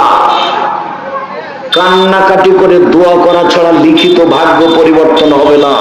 তাহলে কি দিয়ে পরিবর্তন হবে? দুই, দোয়া দিয়ে। এক, বলো ভালো চাল চলন দিয়ে। দুই, দোয়া দিয়ে। মনে থাকবে না নাকি? দুইটা। লিখিত ভাগ্য, তোমার তো খালি মনটা চাচ্ছে যে কই টাকা পয়সা হয় না, খালি চাকরি করি তো ভালো চাকরি পায় না, ব্যবসা করি তো খালি মায়ের খাই, মনটাই খুব খারাপ। আব্দুল সাহেব আমার জন্য একটু দোয়া করেন, তবে যেখানে লাগি সেটাই শেষ, সেটাতে কোনো জসই পায় না। কি যে হয়, ধৈর্যের পরিচয় দেন, রাতে কান্নাকাটি করেন, হাত দিলে দোয়া করবেন। রাত্রি 10টার সময় ঘুমিয়ে যাবেন, বাড়িতে কার পূজারি থাকবে, 10টায় শেষ, 10টায় ঘুমিয়ে যাবেন। ডান কাতে ঘুমাবেন, 3টায় উঠবেন বা 4টায় উঠবেন বা 3:30টায় উঠবেন। সুন্দর করে উঁচু করে কিছু বলবেন, বলতেই হবে। এটাই হলো আসল বলার সময়, বলেই কিছু নিতে হবে। ওরা তো বুঝতে পারে না, আপনারা একটু পাশে যারা আছেন তারা খেয়াল করবেন। সম্মানিত দিনী ভাই বোন, নওয়াস ইবনে সামান রাদিয়াল্লাহু তাআলা আনহু বলেন, আমি একদা আল্লাহর নবীকে বললাম, আল্লাহর নবী বল বিররু ওয়াল ইসমু, পাপ কি জিনিস, নেকি কি জিনিস বলেন তো আল্লাহর নবী, পাপ কি জিনিস, নেকি কি জিনিস? তখন আল্লাহ রাসূল বলছেন, আল বিররু হুসনুল খুলুক, নেকি হলো ভালো আচরণ। কেন? আল্লাহ নবী বলবেন নেকি হলো তাহাজ্জুদ, আল্লাহ রাসূল বলবেন নেকি হলো হজ, আল্লাহ রাসূল বলেন নেকি হলো কোরআন মাজিদ তেলাওয়াত। এইটা না বলে আল্লাহ নবী বলছেন নেকি হলো ভালো আচরণ। নেন এবার হাদিস কিন্তু বুখারী মুসলিম, আমার আপনার ভেবে চলার কোনো সুযোগ নেই। একজন জোহাইনা কাবিলার এক লোক বলছেন, এক সাহাবী, কাল সাহাবীগণ আল্লাহর নবীকে বলেন, আল্লাহর নবী মা খাইরু মাউতিল ইনসান, আল্লাহর নবী মানুষকে যে আল্লাহ যত নিয়ামত দিয়েছেন তার সবচেয়ে উত্তম কোনটা বলেন তো আল্লাহর নবী? নিয়ামত কি? 2 হাত। কিভাবে নিয়ামত বুঝবে? এটা যার 1 হাত নাই তাকে জিজ্ঞাসা করেন, বুঝা গেল না কথা? হাত যে নিয়ামত আল্লাহর, এটা কখন বোঝা যাবে? যার 1 হাত নাই তাকে জিজ্ঞাসা করেন কিভাবে কাপড় পরে, কিভাবে পানি খরচ করে। পা যে নিয়ামত, এটা কাকে জিজ্ঞাসা করতে হবে? যার 1 পা নেই ওকে জিজ্ঞাসা করেন, তাহলে বুঝবেন নিয়ামত। যার চোখ নাই তাকে বলেন যে পৃথিবী কেমন, কোনদিন দেখেনি পৃথিবী, এমনিতে দিন পার, জীবন শেষ এমনিতেই, কোনদিন দেখেনি পৃথিবী কেমন। তো চোখ নিয়ামত। আল্লাহ নবী বলেন তো, আল্লাহ তো মানুষকে অনেক নিয়ামত দিয়েছেন, বাড়ি গাড়ি জমি জায়গা বউ ছেলে মেয়ে হাত পা অর্থ সম্পদ সব নিয়ামত, সবচেয়ে ভালো কোনটা এটা বলেন? তখন আল্লাহ রাসূল উত্তর বলছেন আল্লাহ হুসনুল খুলুক, ভালো আচরণ। আমি বুঝাতে না পারলে কিন্তু আমি অক্ষম। আল্লাহ রাসূল ঠিকই বলেছেন, এটি কিন্তু 1450 বছর থেকে এসব আদেশ আছে, উপদেশ বইয়ে আছে, উপদেশ বইয়ে আছে, আপনাকে পড়তে হবে। আল ইতিসাম পত্রিকা আপনার টাকা দিয়ে ছাপিয়েছি, তবে উপদেশ আমি নিজের টাকা দিয়ে ছাপিয়েছি। আপনি আল ইতিসাম পত্রিকা নিতে বাধ্য, আর আমার বইটা নিতে অনুরোধ। ইতিসাম পত্রিকা আপনার টাকা দিয়ে ছাপানো আছে, 12 জন দেশ বিদেশের বড় বড় মুফতি আছে, 50টা প্রশ্নের উত্তর আছে, তার নাম আল ইতিসাম পত্রিকা। দেশের সর্ববৃহৎ সর্বোচ্চ ভালো মানে সবচেয়ে বেশি প্রশ্নের উত্তরে পত্রিকা চালিয়ে পত্রিকা 12 জন খালি মুফতি, দেশ বিদেশের বড় বড় বিদ্বান যারা মুফতি, একবারে জামিয়া সালাফে বানারসের হেড মুহাদ্দিস, বুখারী পড়ান যিনি ওখানে, তিনি আপনার জামিয়া সালাফের রাজশাহীতে থাকেন, ফতোয়া বোর্ডে তিনি বসেন, তার নাম ইতিসম পত্রিকা। আপনি নিজে পড়বেন, এজেন্ট হিসাবে পড়বেন, নিজে কিনে পড়বেন, আপনার ভিতরে দুর্বলতা থাকে না যেন। বলে যাক, ইকবালপুর মসজিদ আপনাকে খুতবা দিতে পারিনি, আমি পত্রিকাটা তো পড়ছি, আপনার সাহেব এটা তো করলাম, এতেই হবে। সম্মানিত তিনি ভাই বোন, সবচেয়ে দামি নিয়ামত হলো ভালো চাল চলন। জীবনে কোনোদিন কারোর বিরুদ্ধে মামলা করবেন না, প্রতিশোধ নেবেন না, মাপ শুধু ছাড় দিয়ে দুনিয়া শেষ, বাস যা হবে হবে, তার দিলে যা আছে হবে। সবসময় ভাগ্যের উপরে থাকবেন, ক্ষমতা দেখাবেন না 1 মিনিটের জন্য। আয়েশা রাদিয়াল্লাহু তাআলা আনহা বলেন, আল্লাহর নবী বলেছেন, ইন্নামাল মুমিন ইয়াজুদু বিহুসনি খুলুকিহি দারাজাতাস সাইমুল কায়েম। ভালো আচরণ দিয়ে মানুষ বড় বড় 2টা ইবাদতের নেকি পাবে। ভালো আচরণ এমন একটা ইবাদত যে এ দিয়ে 2টা বড় বড় ইবাদতের নেকি হয়। এক, নিয়মিত নফল রোজা, বৃহস্পতিবার সোমবার সিয়াম থাকলে, শাবানের একটানা 15টা সিয়াম থাকলে, জুলহিজ্জার একটানা 9টা সিয়াম থাকলে, মুহররমের 2টা সিয়াম থাকলে, আরাফার 1টা সিয়াম থাকলে, শাওয়ালের 6টা না 7টা 6টা সিয়াম থাকলে, সব মিলে যত নেকি হয়, প্রতি মাসে 3টে, সব মিলে যত নেকি হয়, ভালো আচরণে তত নেকি হয়। একটা আরেকটা, নিয়মিত তাহাজ্জুদ পড়ে যত নেকি হয়, ভালো আচরণে তত নেকি হয়। নবীর সাথে থাকার একটা পথ হলো ভালো তাহাজ্জুদ পড়লে নিয়মিত। আর এখানে আল্লাহ রাসূল বলছেন 2টা মিলে যা ভালো আচরণে তা, 2টা মিলে যা ভালো আচরণে তা। বলেন তো 2টা কি কি? 1, নফল সিয়াম, 2, তাহাজ্জুদ। 2টা মিলে যা ভালো আচরণে তা। মনে থাকবে না? এই ছেলাই, ঘুমাচ্ছ কেন? এত তাড়াতাড়ি ঘুমাও কেন? আমার দিকে লক্ষ্য করো, মনে থাকবে না মনে হয়?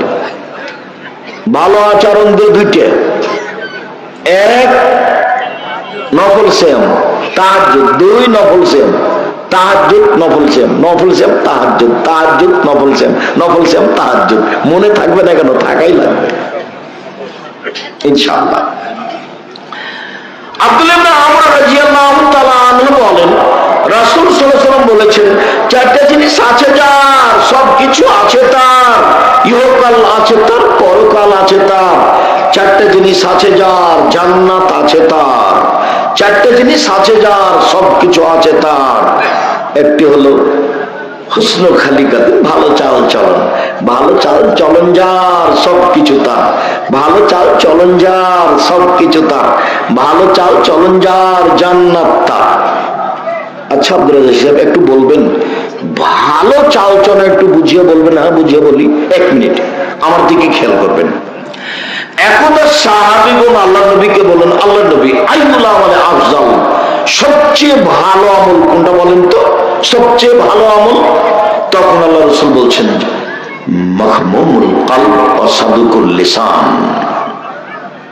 অন্তরে নিরাপদ, মুখে সত্য। এটা হলো সবচেয়ে ভালো আমল, উত্তম। অন্তরে নিরাপদ, মুখে সত্য, এ হলো সবচেয়ে ভালো আমল। তো সাহাবীগণ বলছেন, মুখে সত্যবাদী এটা ভাষা বুঝি, কিন্তু অন্তরে নিরাপদ এটা বুঝি না, এটা কি একটু বলবেন? তখন আল্লাহ রাসূল বলছেন, আত্তাকিও নাকিও, তা হচ্ছে স্বচ্ছ পরহেজগার, তা হলো স্বচ্ছ পরহেজগার, তা হলো স্বচ্ছ পরহেজগার।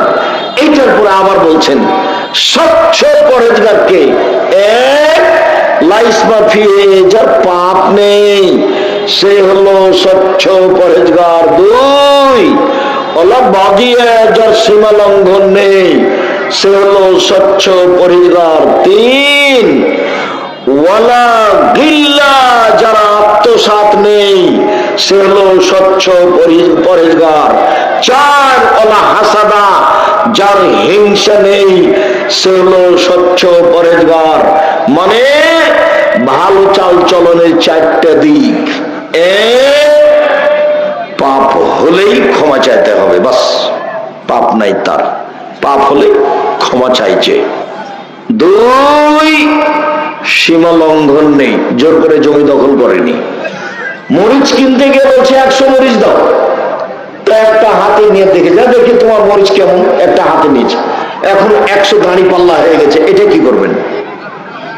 বহুদিন থেকে বলছি আপনাকে, কিন্তু এই কথা, এটা অরি ডালিটাতে কি করতে হবে, রেখে দিতে হবে। আপনি যদি ব্যাগে নিয়ে আনেন তাহলে এটা সীমা লঙ্ঘন। জমি দখল হলো বড় সীমা লঙ্ঘন, আর এটা হলো ছোট সীমা লঙ্ঘন। যার ভিতরে আছে ও পরেজগার নয়, ও স্বচ্ছ নয়, ওর ভিতরে সদাচরণ নেই। তিন, আত্মসাৎ, আমানতদারি। আপনার ভিতরে আত্মসাৎ আমানতদারি আছে কি না? আপনাকে 100 টাকা দিয়েছি বাজার করতে, তখন আপনি 90 টাকার বাজার করে ভাউচার দেখেছেন 100 টাকা, মাত্র 10 টাকা। আপনি কত নেবেন? হাজারো লাখো মানুষ এরকম, লাখ লাখ টাকার খরচ যারা বাজার করে জামিয়া সালাফের বোর্ডিং এর। মাঝে মধ্যে বলি, দেখো বাজার করতে এসে পরকাল হারায়ও না। একটা ছোট কাজ করতে এসে, চাকরি করতে এসে 2 দিন পরকাল হারায় না। ভুলেও এই টাকা দিয়ে কোনোদিন চা খাইও না। আমি কোনোদিন চা বিস্কুট খেলে আমি টাকা দিয়ে দিই, আমি বিপদে পড়তে রাজি নই। ভুলেও কোনোদিন 1 টাকা 10 টাকা বাঁচিয়ে চা খায় না এই টাকা দিয়ে। আর যারা মাদ্রাসা চালায়, কমিটি, প্রধান শিক্ষক, তাদেরকে বলি, যেদিন মাদ্রাসার বৈঠক হবে সেদিন 10-এর পয়সা দিয়ে আপনারা চা বিস্কুট খাবেন না। না হলে চাঁপাইনবাবগঞ্জের ভাষাতে আমও যাবে, ছালাও যাবে, কাঁদতে কাঁদতে আমও যাবে, ছালাও যাবে, কাঁদতে কাঁদতে 2 চোখও যাবে, কিচ্ছু থাকবে না, সব হারাবে একদিন। ইহকালও যাবে, পরকালও যাবে। 10-এর পয়সা হলো গমা সাপের চেয়ে বেশি খারাপ। গমা সাপ বুঝেন আপনারা? গোখরা সাপ, গমা সাপ। যখন বলেছি ভালো বউকে, বউ মহিলা মানুষ তরও তো বুঝে না, একটু সুবিধা স্বামীদের, এটা খুব ভালো। একটু খালি যদি কাপড় মোটা হয় তাহলে মন খারাপ, কাপড়ে হাত দিয়ে বলবে কি যে নিয়ে আসে, তখন শয়তান সুযোগ পায়। তখন শয়তান বলে, তোর স্বামী তোকে কোনোদিন দেয় না, কোনোদিন দেয় না, কোনোদিন দেয় না, তুই এখন বল যে তোর সংসারই করবো না। তখন ওর স্বামী বলবে, করবি না তো যা, তুই তালাক দিয়ে দে, তালাক দিয়ে দে, তালাক দে, এখনই তালাক দে। ও তখন নিরুপায় বলে, যা তোকে 1 তালাক 100 তালাক দিলাম, বাস শেষ, শেষ কথা শেষ। 2 লাঠি মারিয়েন, তালাক মুখে আনিয়েন না, খুব খারাপ জিনিস। কোরআনে আছে, হাদিসে আছে, ভালো জিনিসটা হলো জায়েজ, কিন্তু আপনার এবারে সবকিছু ধ্বংস করে দিবে। 2 লাঠি মারেন মন খারাপ হলে। স্ত্রীকে আল্লাহ রাসূল এভাবে সম্মান করতে বললেন, 1, যে মানের খাচ্ছ সে মানের খাওয়াও। 2, যে মানের পড়ছো সে মানের পড়াও। 3, কটু কথা বলো না, ঠোঁট কালো, রং কালো, এগুলো বলো না। 4, মুখের উপরে মারো না, মানে মারা লাগতে পারে, মুখের উপরে মারো না। 5, নিজের বাড়ি ছাড়া কোথাও থাকতে দিও না, যেতে দিও না, জরুরি প্রয়োজন ছাড়া তোমার বাড়ি ত্যাগ করতে পারবে না। বিবাহের বাড়িতে যাওয়া বহু দূরের কথা, হাটে বাজারে যাওয়া তো বহু দূরের কথা, জরুরি প্রয়োজন ছাড়া তোমার বউ বাড়ি ত্যাগ করতে পারো না। এই জিম্মেদারি পালন করো, এটা তোমার স্ত্রী তোমার কাছে পায়, এটা তোমার স্ত্রীর হক, এটা বুঝিয়ে দাও। মানে বাড়ি থেকে কোথাও যেতে দিও না, এটাও পাই, এটা আপনাকে পালন করতে হবে। বলে প্রয়োজনে মারা লাগে মারেন, কিন্তু তালাক বলিয়েন না। ধৈর্যের পরিচয় দেন, বৈঠক হতে দেন, বাপ মাকে বুঝতে দেন, শ্বশুর শাশুড়িকে বুঝতে দেন, গ্রামের দায়িত্বশীলদেরকে বুঝতে দেন, তারপরে তালাক। আগে বললেন তো গেছে, তৎ করে বললেও তালাক, রাগ করে বললেও তালাক, খেতে গিয়ে বললেও তালাক, ভালো মনে বললেও তালাক। তালাক তালাকি, এর কোনো হিসাব নিকাশ নেই। জিদ্দ হোনার জিদ্দ না, হাজলো হোনার জিদ্দ, চূড়ান্ত চূড়ান্ত, মজাকো চূড়ান্ত। আল্লাহ নবী এই কথা বলেছেন, চূড়ান্ত চূড়ান্ত, মজাকো চূড়ান্ত। বউ নিয়ে তালাক নিয়ে খেলবেন না, তালাক দিয়ে তাকে খাটো করার চেষ্টা করিয়েন না। এই চলে, বউকে তালাক দিয়ে বউকে খাটো করার চেষ্টা করিও না। কিছু বলে, কিছু উপদেশ দিয়ে, দরকার হলে কিছু করে তাকে সতর্ক করো। তালাক দিয়ে তাকে সতর্ক করার চেষ্টা করিও না। তালাকের আঘাত করে তুমি তাকে তার ক্ষতি করার চেষ্টা করিও না। তুমিও কাঁদবে, সেও কাঁদবে, মধ্যে ছেলেটাও কাঁদবে, সবাই বিপদে থাকবে। সম্মানিত দিদি ভাই বোন, চারটা জিনিস যার ভিতরে নেই সেই হলো সদাচরণের অধিকারী। এক, পাপ হলে ক্ষমা চায়। দুই, সীমা লঙ্ঘন করে না, ছোট বড় যেটাই হোক। তিন, আত্মসাৎ করে না, 5 টাকা 2 টাকা 1 টাকা 1000 টাকা। চার, হিংসা করে না। এই হলো ভদ্র নম্র আচরণের মানুষ। হিংসা এমনিতেই হয়ে যায়। আমার দোকানে আমি আছি, ভাইজান তার দোকানে আছে, যে আছে খালি ওখানে জিনিস নাই, যে আছে খালি ওখানে জিনিস নাই, আর আমি খালি মনে মনে জ্বলছি, থাম না। তো 2-1 দিন পরে আমার কাছে এসেছে, তখন আমি বলছি যে বুদ্ধি নেই, হুঁসপান না, জানেন না ওখানে 10 টাকার জিনিস 20 টাকা ধরে, এখানে আসবেন কম দামে দিয়ে দেবো। এ দেখেন হিংসা। হিংসা এমনিতেই ধীরে ধীরে জন্ম নেয়। এখান থেকে বেঁচে থাকার জন্য খুব চেষ্টা করতে হবে, খালি হতে হবে। সম্মানিত দিনী ভাই বোন, রাসূল সাল্লাল্লাহু আলাইহি সাল্লাম বলেন, পৃথিবীর মানুষ মনে রেখো, আর রহমান, সদাচরণ রহমান থেকে বের হয়েছে, মানে নম্র আচরণ রহমান থেকে বেরিয়েছে। রহমান বলেন, আল্লাহ বলেন, পৃথিবীর মানুষ শোনো, এই সদাচরণ তোমাকে যে নিবে আমি আল্লাহ তাকে নিব। সদাচরণ তোমাকে যে ছেড়ে দিবে আমি তাকে ছেড়ে দিব। যার সদাচরণ নেই তার আল্লাহ নেই। ইন্না লিল্লাহি ওয়া ইন্না ইলাইহি রাজিউন। তারপরে এইসব খেতে পাই কিভাবে? হিন্দু যেভাবে পায়। আপনার এইসবগুলো বেঁচে থাকে কিভাবে? ইহুদি খ্রিস্টান যেভাবে বেঁচে থাকে। এই কথা তো আমি বলিনি, এ কথা আল্লাহ নবী বলছেন। শুধু এটা নয়, আর একটা সদাচরণের একটা রূপরেখা আছে, ও আঁশ ধরে ঝুলছে সদাচরণ। আল্লাহ নবী বলছেন, বুখারী মুসলিম হাদিস, ঝুলে বলছে, পৃথিবীর মানুষ শুনে রেখো, আমি সদাচরণ বলছি, এ বলছে আমি সদাচরণ বলছি, মান ওয়াসালানি ওয়াসালাহুল্লাহ, আমাকে যে নিবে আল্লাহ তাকে নিবেন। ওমান কাতানি কাতাহুল্লাহ, যে আমাকে ছেড়ে দিবেন আল্লাহ তাকে ছেড়ে দিবেন। হাদিস তো বুখারী মুসলিম। এর কি বিবেচনা আছে আপনার কাছে? প্রতিশোধ নিবেন না জীবনে কারো, দোষ দুশ্মন কারো নয়, দোষ দুশ্মন কারো প্রতিশোধ নিবেন না। মা আল কাযিমিন আল গায়জ ওয়াল আফিনান নাস, শুধু মা, রাগ দমাবেন। রাগ দিয়ে কোনো কাজ নিয়ে না, রাগ খারাপ। রাগ আপনাকে বিপাকে ফেলে, বেকায়দায় ফেলে। সবসময় নরম হয়ে থাকবেন, বাস মাটির মানুষ, আর কয়দিন বাঁচবো। দেখেছিলাম বয়স একদিন 40, দেখি 60, তারপরে দেখি আর নেই। এই তো হলো বয়স। দেখেন আপনার গ্রামে কত লোক ছেলে চলে গেছে, আর মাত্র কয়জন আছে? আপনার বয়সের গুলো কত গেছে?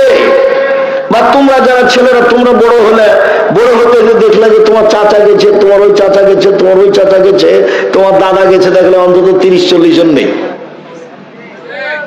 তারপরে দেখবো মধ্যের গুলো নেই, তারপরে দেখবো তুমি সিরিয়ালে চলে এসেছো, তোমার গুলো আর নেই। এইরকমই পৃথিবী, প্রতিশোধ নিতে হবে না। সম্মানিত দিনী ভাই বোন, এবার দেখায় আপনাকে, আল মুমিন লিল মুমিন কাল বুনিয়ান ইয়াশুদ্দু বাযুহু বাযা, একজন মুমিন আর একজন মুমিন হচ্ছে প্রাচীরের মতো। একজন মুমিন আর একজন মুমিন প্রাচীরের মতো, একটা ইট আর একটা ইটকে চেপে ধরে আছে। কাল বুনিয়ান সুম্মা শাব্বাকা বাইনা আসাবিহি, পৃথিবীর মানুষ দেখো দেখো দেখো, এইভাবে মুমিন বসবাস করে। এই যে দেখ, এই যে মুমিন,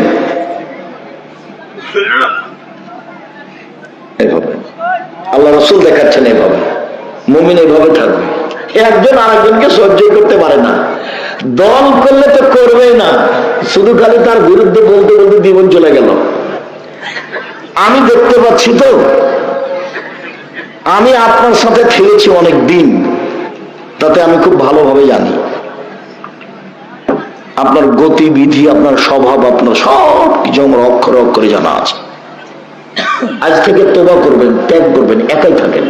আল্লাহ নবী বলেছেন, গাছের আড়ে একাই লুকিয়ে থাকো, ঈমান নিয়ে বেঁচে থাকো, আর একজনের বদনাম গীবত করে বোঝা মাথায় করে মরিও না, একাই থেকে একাই মরে যাও। হাদিস বুখারী মুসলিম। আবার দেখেন, আবু মুসা আশআরী রাদিয়াল্লাহু তাআলা বলেন, রাসূল সাল্লাল্লাহু আলাইহি ওয়াসাল্লাম বলেছেন, মুমিন লিল মুমিন কারাজুলিন ওয়াহিদ, সারা পৃথিবীর মুসলমান পুরুষ নারী একজন। আমি বলিনি এই কথা, কে বলছেন এটা? মুহাম্মদ সাল্লাল্লাহু আলাইহি ওয়াসাল্লাম। হাদিস বুখারী মুসলিম। সারা পৃথিবীর মুমিন পুরুষ নারী মুসলমান একজন। ইনস্তাকা আইলে ইস্তাকা করলো, এর যদি চোখে ব্যথা হয় সম্পূর্ণ শরীরে ব্যথা বুঝে, তার মানে আমি যদি বিপদে পড়ি তো আপনিও সে বিপদ ভোগ করবেন, তার মানে একজন। ইনস্তাকা রাসু ইস্তাকা করলো, মাথায় ব্যথা হলে সম্পূর্ণ শরীরে ব্যথা বুঝতে পারি, তার নামে একজন। আমি ক্ষতিগ্রস্ত হলে আপনি পাশে এসে বলবেন, ভাইজান কি হয়েছে, কি করা যায় বলেন তো, কি পরামর্শ আপনাকে দিতে পারি। এইভাবে সবাই একসাথে। তা আমি যখন বিপদে পড়েছি তখন আপনি বলছেন, ঠিক হয়েছে, ঠিক হয়েছে, উচিত হয়েছে, উচিত হয়েছে, তখন কি আপনি মোমেন? তারপর বলছেন, তোকে দেখবো। আচ্ছা স্যার, আপনি আমাকে বলেন না, স্যার তাকে আমি দেখে নেবো কি করা লাগে, তখনই কেউ মোমেন? জীবনটা 16 আনাই নিচে। এই ছেলে, তোমরা একটা জানো না, পদ্য মুখস্থ করেনি বা দেখনি পড়ে, জীবন কি 16 আনাই নিচে। ওই যে বাবু আর মাঝি, বাবু আর মাঝি, বাবু বলছে, মাঝি চাঁদ কেন বাড়ে কমে রে? বলে ক্লিয়ার, আমি জানি তো, জীবন দিকে 4 আনায় মিছে। এই করতে করতে 12 আনায় গেছে, তারপরে বাতাস উঠেছে, নৌকা হিলে উঠেছে। এবার মাঝি বলছে, বাবু সাঁতার জানো বাবু? তখন বাবু বলছে, না রে মাঝি না। তখন মাঝি বলছে, এখন দেখি তোমার জীবন 16 আনায় মিছে। দল করলেন, সংগঠন করলেন, তাহাজ্জুদ পড়লেন, হজ করলেন, দেখি এখন 16 আনায় মিছে। জীবনটা 16 আনায় মিছে। একাই থাকবেন, দোকানে বসবেন না, 5 ওয়াক্ত সালাত, হালাল রুজি, কোরআন তেলাওয়াত, আড্ডা নিষেধ। মনে থাকবে না 4টা? 1, 5 ওয়াক্ত সালাত, হালাল রুজি, কোরআন তেলাওয়াত, আড্ডা নিষেধ। আড্ডা নিষেধ। 2 জন যেখানে বসে আছে সেখানে বসবেন না। আমাদের তো চলে, চলছে তো, আমি তো কোনো সমস্যা দেখি না। সম্মানিত দিনী ভাই বোন, এবার আসি একটু মেয়ের সাথে বাপের সদাচরণ। কথার শেষের দিকে চলে এসেছে। এই ছেলে, ওরা দৌড়াদৌড়ি করছে কি করে? আমাদের এই পাড়ার ছেলেরা কই? আমাদের এই পাড়ার ছেলেরা তো এখানে একজন, এখানে একজন, অন্তত এমন ভাবে দাঁড়ায় চতুর্দিকে যেন পিপিলিকা পার হতে না পারে। তো তোমরাই যদি কোথাও বসে থাকো তাহলে কেমনে হবে? আজকে তো তোমরা বসে থাকতে পাবো না, এই হিসাব তো তোমাদের নেই। আজকে যখন আরো দূরে পারে, যখন আসবে তখন তুমি ওখানে যাও। আজকে আমাদের সহযোগিতা করো। সম্মানিত দিনী ভাই বোন, রাসূল সাল্লাল্লাহু আলাইহি সাল্লাম বলেন, পৃথিবীর মানুষ শুনে রেখো, মানা আলা সালাসা বানাতিন, কেউ যদি 3টা মেয়ের লালন পালন করে, 3টা বেটি 3টা মেয়ে, কি লালন পালন? 1 আদ্দাবাহুন্না আল্লামাহুন্না, তাকে বিদ্যা শিখিয়ে দেয়। 2 আদ্দাবাহুন্না, তাকে শিষ্টাচার শিখিয়ে দেয়। 3 আহসানা ইলাইহিন্না, তার সাথে ভালো আচরণ করে, খেষ্টা মেষ্টা না করে। কুন্নালাহু সিতরাম মিনান নারি ইয়াউমাল কিয়ামা, তাহলে বিচারের মাঠে এই মেয়ে 3টি বাপের জন্য অন্তরাল হয়ে যাবে। এই ছেলে দেখো, ওইদিকে জাহান্নাম, এদিকে পিতে, মধ্যে মেয়েরা। মেয়েরা বলবে, আমার আব্বাকে আগে জান্নাতে দিতে হবে, তারপরে কোনো কথা। আমার আব্বাকে আগে জান্নাতে দেন, তারপরে এই যে ভেঙে বসলাম, ওইদিকে জাহান্নাম, এদিকে আমার আব্বা, এই যে মধ্যে ঘেরে নিলাম আমরা 3 বোন। হাদিস বুখারী মুসলিম, আমার কোনো ব্যক্তিগত কোনো কথা নেই এখানে। 10টা ছেলেকে যদি মাস্টার ডিগ্রি পাস করেন, 1 নেকিও হবে না। ইন্না লিল্লাহি ওয়া ইন্না ইলাইহি রাজিউন। পড়াবো কেন? জন্ম দিয়েছেন এই জন্য। যদি না পড়ান, যত পাপ করবে সব আপনার, যত পাপ করবে সব আপনার। বিবাহ দেননি কেন? 25-30 বছর বয়সে যে বিবাহ দেননি কেন? কে বুদ্ধি দিয়েছে আপনাকে? ছেলে পড়ুক, 22-25-এ বিবাহ দিয়ে দিবেন ছেলের। বউ পড়বো, এও পড়বো, এগুলো কোন বুদ্ধি? দিনরাত জেনার সাথে লিপ্ত থাকছে, হাতে বড় মোবাইল আছে, এই ঘরে মেয়ে দেখে, ল্যাংটা মেয়ে মোবাইল, এই ছেলে দেখে, ওই ঘরে মেয়ের মাও দেখে, এই ঘরে বাপও দেখে, তো পশু প্রাণী হলো না? গরু ছাগলের মতো জীবন হলো না? এটা পশু প্রাণীর মতো। এত ছোট হয়ে বসবাস করবেন জীবনে, বাপ হয়ে পাথরের মতো হয়ে যান শক্ত, পরিবারের উপরে একবারে শক্ত কঠোর। বউ চোখ যেভাবে ঘুরে, বউ সেভাবে চলে, ক্ষমতা দেখে পরিবার কন্ট্রোল করবেন। ছেলের ভুল হয়ে গেলে তো খুব খেপে যান, দিন রাতে তো নরম হয়ে চলেন কেন? আব্দুল রাজ্জাক সাহেব, ছেলেকে পড়ালে কোনো নেকি হবে না, ছেলের দোয়া করলে হবে, এখন হবে না। 7 দিনের দিন কেন? জন্মের সাথে সাথে বাচ্চাকে তাহানিক করাতে হবে। তাহানিক কি জিনিস আব্দুল রাজ্জাক সাহেব? চাচা চাচি, খালা ফুফু, মাওলানা যেই হোক না কেন, পরেজগার মানুষের কাছে নিয়ে যেতে হবে খেজুর। উনি খেজুর একটু মুখে দিয়ে খুব ভালো করে চিবিয়ে পানি পানি করে বাচ্চার জিহ্বার উপরে দিয়ে দিবে ভিতর সাইডে, এর নাম হলো তাহানিক। বাচ্চার মাথায় হাত দিয়ে দোয়া পড়ে দিবে, এরকম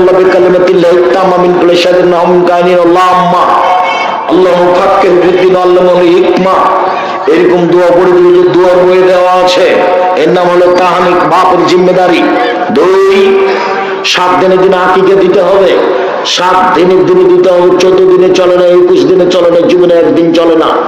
গরু দিয়ে চলে না, উট দিয়ে চলে না, ছাগল ছাগি, ভেড়া ভেড়ি, দুম্বা দুম্বি, কানা হোক, খোড়া হোক, ন্যাংরা হোক, 2 টাকা দামের হোক, 2000 টাকা দামের হোক, ভিক্ষা করে হোক, যেইভাবে হোক, কর্জ করে হোক, আকিকা দিতেই হবে। চাঁপা নবমনের ভাষাতে আপনি তো দিবেন, আপনার বাপকে দিতে হবে। এ কি কুরবানি পেয়েছেন? দিলে হলো, না দিলে না হলো। কুরবানি বড় বড় জান্নাত পাওয়া যায়, যেসব মাধ্যম দিয়ে জান্নাত পাওয়া যায় তার একটা বড় মাধ্যম কুরবানি। কুরবানি মানে চোখ ঠিকঠাক কি দেখো, কান ভালো দেখো, পা ভালো দেখো, খুর ভালো দেখো, চোখ ঠিক আছে দেখো, মোটা তাজা দেখো, অনেক কিছু দেখে ঝকঝকে টকটকে নিয়ে আসতে হবে। কেন? এ হলো নেকি, এ হলো কি নেকি। গোস্তের তালে 7 ভাগ করেছে, আবার হুজুরও বলেছে, আরে কে বলেছে চলবে না, দেন 7 ভাগ। কত হাদিস আছে 7 ভাগ দিয়ে, বলছে যে কলিজা তো আমার ভাগে পড়েনি, তাই বলছে। আচ্ছা, এই বুদ্ধি কে দিচ্ছে আপনাদেরকে? আমি কোনোদিন দিদি ভাই জানি, আপনারা কেমন বাঁচেন আমি এটা বলতে পারবো না। টাকা বেশি আছে, আপনি রাজস্থান থেকে উট নিয়ে আসেন, টাকা কম আছে ষাঁড় জবাই করেন, টাকা কম আছে খাসি জবাই করেন, টাকা কম আছে ছাগি জবাই করেন, তার চেয়ে কম আছে ভেড়া ভেড়ি করেন, একবারই কম দাম। ভাগে কুরবানি দিতে হবে, এই বুদ্ধি কে দিল? আপনি হজ করতে গেছেন নাকি যে ভাগে কুরবানি দিবেন? আমাদের হুজুর বলেছে চলবে, তো আমি বলিনি কোনোদিন ভাইজান, আমি কোনোদিন বলিনি, আমি এই কথা পড়ি না। এই কথা আমি 90 সালে ছেড়ে দিয়েছি, এই কথা আমি কোনোদিন পড়ি না। সম্মানিত দিনী ভাই বোন, আকিকা কুরবানি দুটা এক জিনিস নয়, এটা ভিন্ন ওটা ভিন্ন। আকিকা দিতেই হবে, কানা হোক, খোড়া হোক, ন্যাংরা হোক, ছোট হোক, বড় হোক, দাঁত থাক আর না থাক, আকিকা দিতেই হবে। 7 দিনের দিন মাথা নেড়ে করতেই হবে, ডাক্তার যা বলেছে বলেছে। 7 দিনের দিন নাম রাখতেই হবে। চুল সম পরিমাণ রূপা দান করে দিতে হবে, রূপার টাকা সমমূল্য। 4টে জিনিস 7 দিনের দিন করতে হবে। আপনি বাপ, যতবার বাচ্চাকে দুধ খাচ্ছে আপনার স্ত্রী, ততবার বিসমিল্লাহ বলতে হবে, বলতেই হবে। না বললে এই দুধ শয়তান খাবে, নিশ্চিত খাবে, অবধারিত খাবে, খাবেই খাবে। আল্লাহ নবী বলেছেন খাবে। হাঁটতে শিখেছে, বাচ্চাকে পায়জামা পরাবেন, প্যান্ট নয়। 5 বছর 7 বছর বয়সে এসে আদর করে সলাত আদায় করতে বলবেন। 10 বছর বয়সে পিটিয়ে সলাত আদায় করাবেন। বিছানা ভিন্ন করে দিবেন। একটার পর একটা আদেশ, একটার পর একটা আদেশ বাপের পক্ষ থেকে। ছেলেকে লালন পালন করতেই হবে, সুন্দর নাম রাখতেই হবে। একদিনও যদি আপনার জন্য দোয়া না করে তবে আপনার জিম্মেদারি যত দূর আছে করতেই হবে। মেয়ে কি যে নগদ জান্নাত? মেয়ে মানে নগদ জান্নাত। আল্লাহ রাসূল বলছেন মালা আলা জারিয়াতানে, কেউ যদি 2টা মেয়ের লালন পালন করে, 2টা, তাহলে ওই লোকটার আমি জান্নাতে এভাবে থাকবো। 2টা আঙ্গুল জমা করে দিয়েছেন, একবার জমা ধরে আছে। কেউ যদি এতিমের লালন পালন করে, সে লোকটার আমি জান্নাতে এইভাবে থাকবো। একটু ফাঁকা রাখলেন। এতিমকে লালন পালন খুব বড় কাজ, তারপরে এরকম। আর মেয়ে লালন পালন কাজ কত বড়, এরকম। খাস্টা মেস্টা করবেন না কোনো সময়। দাদি তোমার ভুল বলেছে, তোমার দাদি নানি বলেছে একটা মেয়ে হয়েছে, কি করবি ভাই? একটা ডিপিএস খুল। তার একটা হয়েছে, তাহলে একটা গরু কিন ভাই, এগুলো তো বিবাহ দিতে হবে। 3টা হয়েছে, তখন বলছে নাতিকে যে তুই তালাক দেবে। এবো চলবে না। কেমন স্বভাবের মানুষ! 1, বিদ্যা শিখিয়ে দিল, 2, শিষ্টাচার শিখিয়ে দিল, 3, ভালো আচরণ করলো, চালচলন ভালো করলো। তাহলে এই মেয়ে বিচারের দিন পিতার জন্য অন্তরাল হবে, হবেই হবে। তো মসজিদের একজন মুসল্লি বলছে, ভাইজান একটা মেয়ের কিছু বলবেন না? আমি বলছি যে একটা মেয়ের তো কিছু আল্লাহ নবী বলেননি। তো একটা ছেলে বা মেয়ে একজন যদি মারা যায়, তাহলে একজনও বাপ মাকে জান্নাতে নিয়ে যাবে ছোট অবস্থায় মারা গেলে। কিন্তু একজন মেয়ের লালন পালনে কিছু হবে এই কথা আল্লাহ নবী বলেননি। কাজে আমি কিছু বলতে পারলাম না। 2 জন মানে একসাথে, আর 3 জন মানে বুঝা যায় না মনে হয়। মেয়েদেরকে খুব ভালোবাসবেন, ভালো করে পড়াশোনা শিখে। শিষ্টাচার কি জিনিস? আপনারা সাহেব, শিষ্টাচার কি জিনিস? শিষ্টাচার যখন বাড়ি থেকে বের হবে সালাম দিয়ে বের হবে, শিষ্টাচার। বাড়িতে ঢুকবে সালাম দিয়ে ঢুকবে, শিষ্টাচার। সব সময় ডান কাতে শুইবে, শিষ্টাচার। জুতা পায়টা আগে দিবে ডানেরটা, শিষ্টাচার। বামেরটা আগে খুলবে, শিষ্টাচার। মসজিদ ঢুকলে আগে পা দিবে মসজিদে ডান পা, শিষ্টাচার। পেশাব পায়খানায় ঢুকলে দোয়া পড়ে ঢুকবে, শিষ্টাচার। মা বাচ্চাকে দুধ খাওয়াবে বিসমিল্লাহ বলে দুধ খাওয়াবে, শিষ্টাচার। বাড়িতে যে একটা পথ কিনা হয়েছে ছেলে মেয়ের পেশাব পায়খানার জন্য, সেটা যদি ঘোড়া হয় মাথাটা কেটে দিবে, শিষ্টাচার। নখ ছোট থাকবে, শিষ্টাচার। নখে নেইল পালিশ থাকবে না, শিষ্টাচার। ভুরু উঠিয়ে চিকন করা হবে না, শিষ্টাচার। শুনুন, দাঁত ছিলে চিকন করা হবে না, শিষ্টাচার। এমন পোশাক করছে যে কম বয়সে দেখানো হচ্ছে, এটা চলবে না, অভিশাপ হবে, এর নাম শিষ্টাচার। মোচ কেটে ফেলতে হবে, এর নাম শিষ্টাচার। দাড়ি বড় করতে হবে, এর নাম শিষ্টাচার। বগলের লোম উঠিয়ে ফেলতে হবে, ব্লেড ব্যবহার করা যাবে না, তার নাম শিষ্টাচার।